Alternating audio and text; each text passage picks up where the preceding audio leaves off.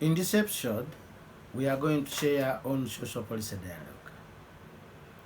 We shall consider two major terms. One is dialogue, and the other is policy. Starting with dialogue, what is dialogue? Dialogue can be an argument, it can be a communication, it can be a discourse or an interchange of ideas. It is also referred to as interpersonal communication.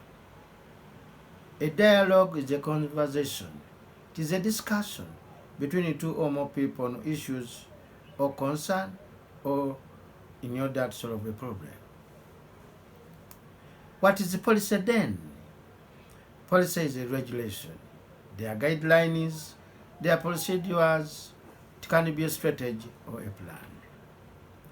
A policy is a course or principle of action which is adopted or proposed by an individual. It can be a group or party, business or government. Policy, for emphasis, is a law, it is a regulation, it is a procedure or an administrative action with incentives or a voluntary practice of governments and other institutions. Based on the above, what is social dialogue? Social dialogue is all types of negotiations.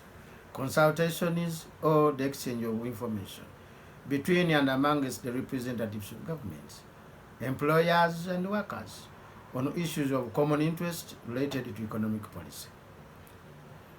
And what is policy dialogue?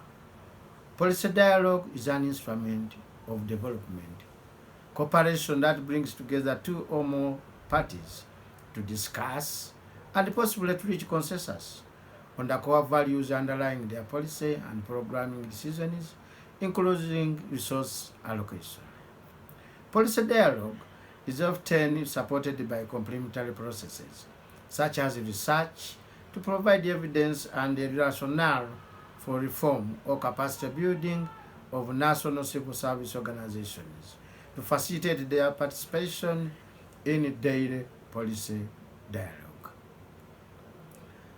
Very important are the key aspects of social policy dialogue. What are these?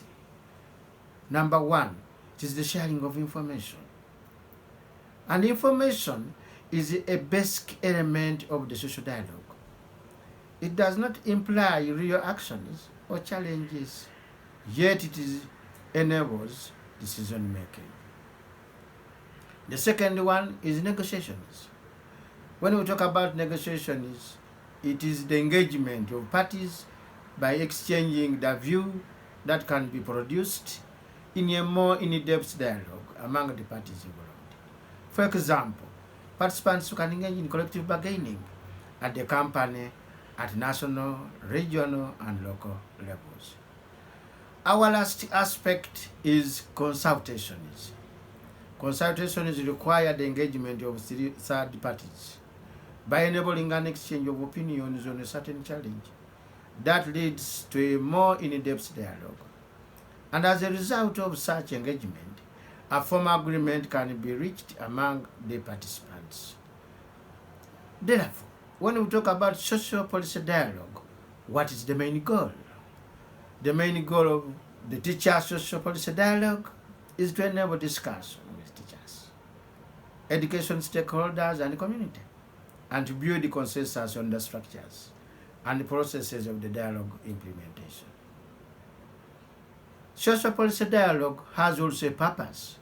What is the purpose? The purpose is to promote consensus building and democratic participation among the main stakeholders so as to reduce conflicts, advance industrial peace, boost productivity, and ensure labor protection. This constantly minimizes the need for labor inspection as a result of creating ownership among the parties over economic and social issues. In summary, social policy dialogue is a tool for promoting better living and work conditions and greater social justice. Social policy dialogue may take place at different levels and forms. We shall be looking at this in the next episode. Thanks so much.